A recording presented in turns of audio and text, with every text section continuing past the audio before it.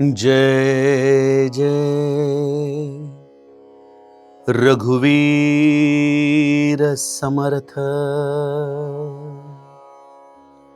सदा बोलण्या सारिखा चालता है, अनेकी सदा एक देवासी पाहे। सगुणी भजे लेश नाही भ्रमाचा, जगी धन्य तो दास सर्वोत्तमाचा।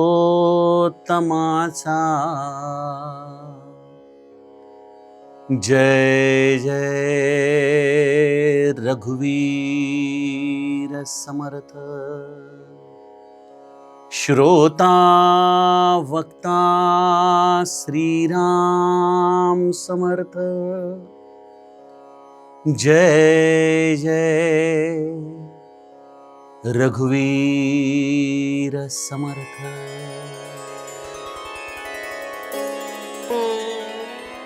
श्रीराम आपल्या सर्वांच्या हृदयस्थ वसणाऱ्या आत्मारामास साष्टांग प्रणिपात करून मनोबोध एक अंतरयात्रा या आपल्या श्री समर्थ रामदास स्वामी विरचित मनाच्या श्लोकांचा जो आपण चिंतनात्मक मागोवा घेत आहोत, सज्जनहो, आज आपण त्यातील श्लोक क्रमांक 49 याचं चिंतन करणार आहोत।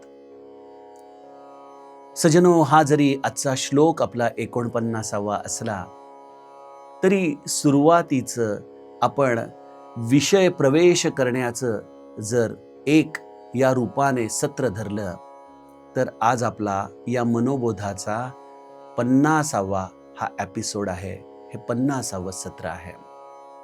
खरोखर आजच्या या धकाधकीच्या जीवनामध्ये ही केवळ समर्थ कृपा आहे की एवढ्या नियमाने, नियमतेने आणि त्याचबरोबर प्रासादिकतेने या मनाच्या श्लोकांचं चिंतन घडत आहे।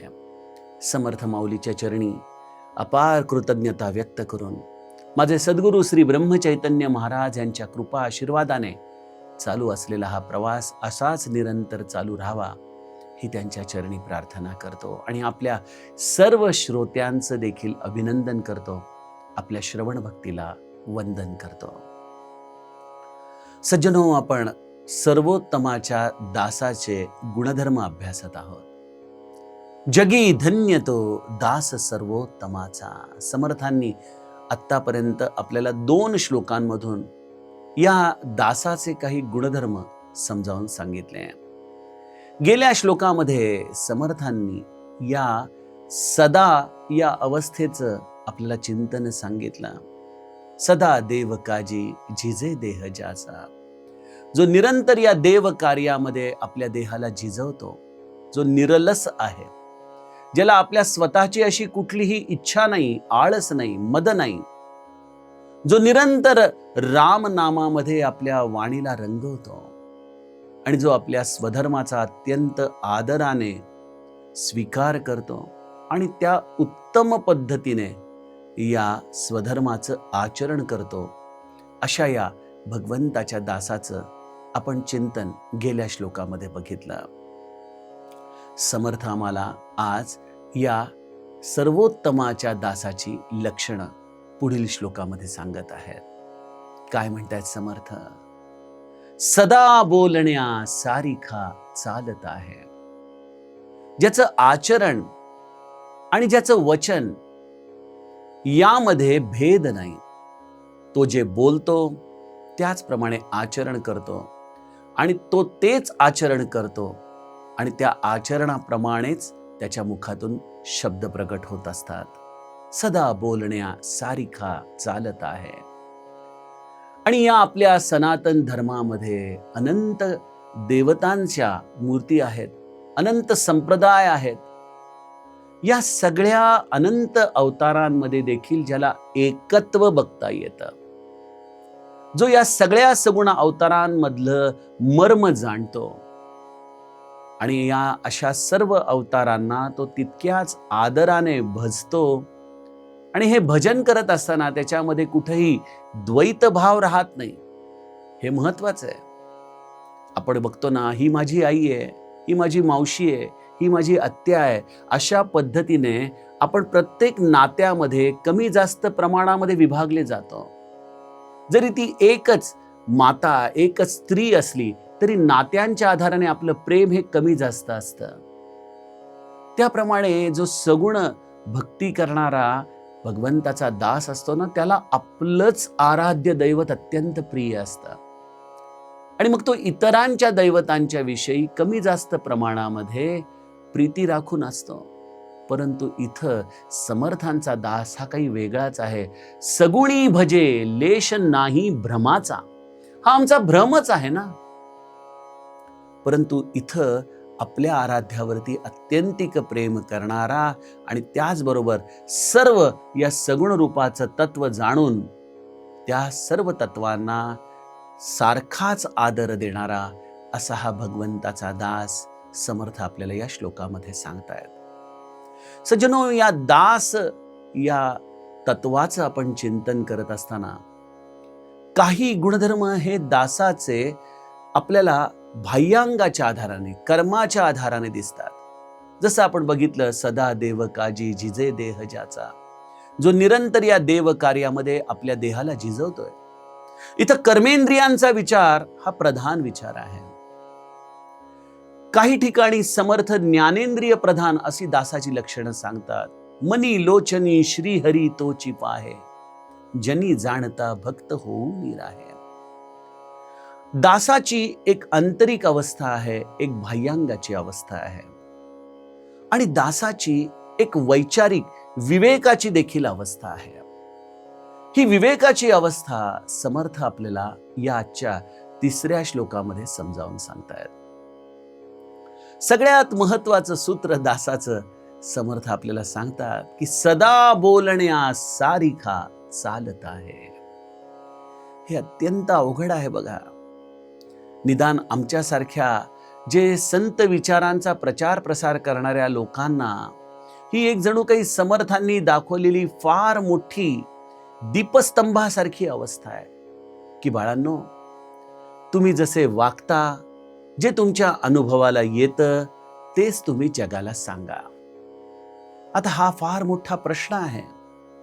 व्यासपीठावरती बसल्यानंतर सत्य तर सांगणं गरजेचं आहे, परंतु सत्य सांगत असताना ते सत्य आपण आचरणात आणलं आहे की नाही, जसं आजच्या काळामध्ये डिस्क्लेमर दिला जातो तसं व्यासपीठ देखील बऱ्याचदा तो डिस्क्लेमर द्यायला विसरतं. बघा, आपण व्यासपीठावरती अत्यंत प्रामाणिक राहणं गरजेचं आहे, कारण तुम्ही कोणाला फसवणार आहे? तुम्हाला प्राप्त करायचंय त्या भगवंताचं प्रेम, त्यासाठी ही सेवा आहे. इथे लोकांचे हार तुरे आणि वाहवा याने तो भगवंत आपल्याला मिळणार आहे का? निश्चितच नाही. समर्थांनी पुढे एका श्लोकामध्ये जाऊन आपल्याला अत्यंत महत्वाचं सूत्र सांगितलंय. क्रियेवीण नाना परी बोली जेते. जो क्रियेशिवाय नाना गोष्टी बोलतो, परिचित्त दुश्चित्त ते लाजविते. पण असं बोलत असताना त्याला त्याच्या आतमध्ये मात्र त्याचं चित्त, त्याची विवेक बुद्धी सांगत असते की तू हे करत नाहीयेस, तुला हे सांगण्याचा अधिकार नाहीये. पण सज्जनो, यामध्ये आपण दास होण्याच्या आधी आपण त्याचे साधक आहोत, साधन मार्गावरती चाललेलो आहोत. आणि साधन मार्गावरती चालताना बऱ्याचदा आपल्याला अशा काही गोष्टी जगाला सांगाव्या लागतात ज्या गोष्टी आपण तंतोतंत आपल्या आचरणात आणू शकलेलो नाही. मग अशा वेळेला काय करावं? आपण प्रामाणिकपणे या गोष्टींचा अनुभव मला नाही, परंतु शास्त्र असं सांगतं, ग्रंथ असे सांगतात, माझे सद्गुरू मला असे सांगतात, या भूमिकेतून आपण साधक भावनेने, साधक वृत्तीने हे सांगत राहावं. आणि दुसरी गोष्ट, आपल्या आचरणाला सतत या बोललेल्या गोष्टींच्या मर्यादा जागृत ठेवून जसं रस्त्यावरती बघा, डाव्या बाजूला आणि उजव्या बाजूला पांढऱ्या रंगाच्या पट्ट्या मारलेल्या असतात. कशासाठी असतात? की गाडीने या पट्ट्यांच्या आतमधूनच आपली गाडी चालवायची आहे. त्याप्रमाणे आपण जेव्हा शास्त्र, ग्रंथ किंवा सद्गुरू वचनांचा आधार घेत असतो या वाणीच्या आधाराने, तेव्हा या वाणीतून प्रगटलेलं प्रत्येक शब्द हा या परमार्थाच्या मार्गावरती या पांढऱ्या पट्ट्यांप्रमाणे आपण अधोरेखित करून ठेवला पाहिजे. सदा बोलण्या सारिखा चालत आहे. आपलं वर्तन आपल्या वचनांप्रमाणे असावं. कसं ओळखायचं एखाद्या व्यक्तीचं वर्तन आणि वचन यामध्ये साधर्म्य आहे का नाही? कारण आजच्या काळामध्ये जेव्हा वक्तृत्व हा एक शिकण्यासारखा गुणधर्म झालेला आहे, लोक मोठ्या मोठ्या शब्दांच्या मायाजाळामध्ये आपल्याला प्रभावित करून टाकतात. त्यावेळेला सामान्य मनुष्य हा दिग्मूढ होऊन जातो की व्यासपीठ आपल्याला जे सांगतंय त्याचप्रमाणे त्याचं आचरण आहे का नाहीये. सज्जन हो, यासाठी एक साधं गणित आहे. ज्याच्या शब्दांची परिणामता ही जनमानसाच्या हृदयामध्ये खोलवर जाऊन कुठेतरी लागते, ज्याच्या शब्दाच्या आधाराने मनुष्याचं वृत्त्यंतर घडतं, ज्याचे शब्द हे मनुष्याला आपल्या अगदी कोणीतरी जवळचं आपल्याशी बोलतंय असं त्याच्या हृदयामध्ये त्याला जाणवतं, तेव्हा समजावं की त्या शब्दांमध्ये आचरणाचं वजन देखील आहे. आणि मी म्हणतो, तुम्ही कोणाचं ऐकण्यापेक्षा आपल्या सद्गुरूच्या वचनांना, सद्गुरूच्या ग्रंथांनाच प्रमाण धरा ना. त्यांनी आम्हाला सर्व काही सांगून ठेवलंय ना. मग इथं वक्ता असो किंवा श्रोता असो, आम्ही सगळेजण त्या सद्गुरूंनी दाखवलेल्या मार्गावरती चालणारे आहोत ना. मग इथं वक्त्याने देखील आपण जी वचनं उच्चारत आहोत त्याप्रमाणे चालावं, आणि श्रोत्याने देखील जी आपण सद्गुरूची वचनं ऐकलेली आहेत त्याप्रमाणे आपलं आचरण करण्याचा प्रयत्न करावा. बोले तैसा चाले, त्याची वंदावी पाऊले. सज्जनो, त्यामुळं दास होण्यासाठी या दांभिकतेला आपल्याला तिलांजली देता यायला हवी. कारण हा दंभ भगवंताला विशेष आपल्यावरती एक प्रकारे त्याज्य समजणारा गुणधर्म आहे. भगवंताला जर काही आवडत नसेल तर तो आपल्यातला दंभ आवडत नाही. मी आहे बाबा असा. आमचे जगद्गुरु तुकाराम महाराज त्यामुळं एके ठिकाणी किती छान कबुली देतात ना. माझे मज येती कळो अवगुण, काय करू मन अनावर, काय करू मन अनावर. आताड उभा राहे नारायणा, आताड उभा राहे नारायणा. दया सिंधुपणा साच करी, आताड उभा राहे नारायणा. वाचा वदे परी करणे कठीण, वाचा वदे परी करणे कठीण. इंद्रियाधीन झालो देवा, आताड उभा राहे नारायणा. तुका म्हणे तुझा जैसा तैसा दास, तुका म्हणे तुझा जैसा तैसा दास. न करी उदास माय बापा, आताड उभा राहे नारायणा. जिथं जगद्गुरु तुकाराम महाराज देखील म्हणतात, वाचा वदे परी करणे कठीण, इंद्रियाधीन झालो देवा. खरोखर सज्जनो, हे वाणीचं तप आहे.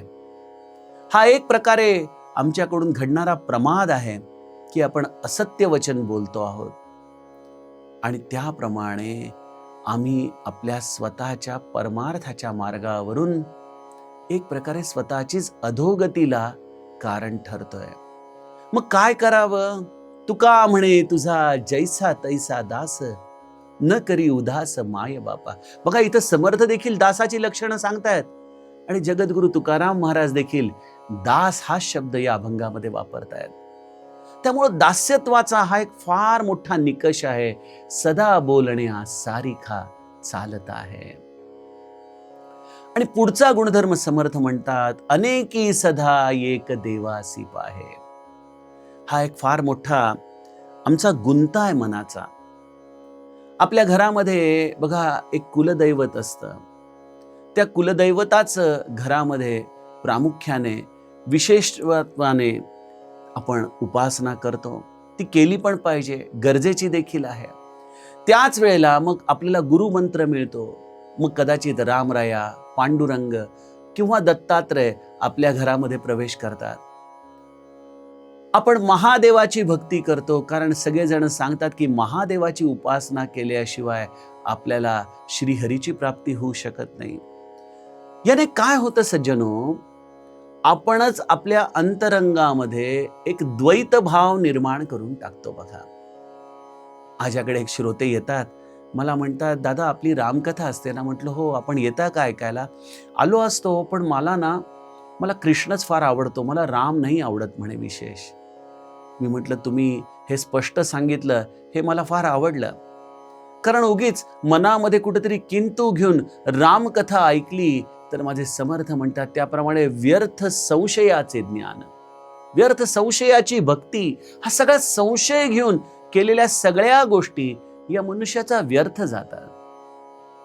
खरं तर आम्हाला या सगळ्यांवरती तेवढ्याच आपुलकीने, ममत्वाने प्रेम करायला काय हरकत आहे? श्री ब्रह्मचैतन्य महाराज आपल्या नित्य प्रवचनामध्ये म्हणतात की एखाद्या घरामध्ये एखादा वयोवृद्ध माणूस राहत असेल तर त्याला त्याची सून, अहो तात्यासाहेब असं म्हणते. मुलं घरात आली की म्हणतात, अण्णा कसा गेला दिवस? आणि नातवंड आजोबा आजोबा करत त्यांच्या अंगाभोवती खेळतात. आणि त्याच वेळेला त्यांचा कोणीतरी मित्र आला तर म्हणतात, अरे तात्या या जरा गप्पा मारायला.